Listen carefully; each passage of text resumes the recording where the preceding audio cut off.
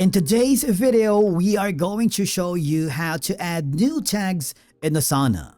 Let's begin. Now, the first thing that you need to do is to log in using your credentials and click the Open in Browser. This will forward you to your main dashboard. Now, tags help you organize tasks, filter your work, and make your projects easier to manage.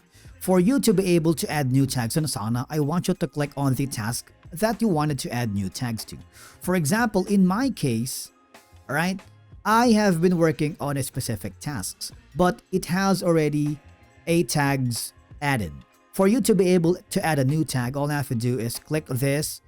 You can add new keywords. For example, it's going to be for YouTube. Okay, if you click the YouTube, you can also assign a specific color to that. Alright, and for example, if you wanted to add maybe a Facebook, click on it, create tag for Facebook, and you can choose a specific color for that. So you can essentially customize it to be color coded. Once you're happy with it, you have the ability to make it public, and basically that's how you add new tags on Asana. If you found this video helpful, do not forget to hit that like button, subscribe, and we will see you again in the next video.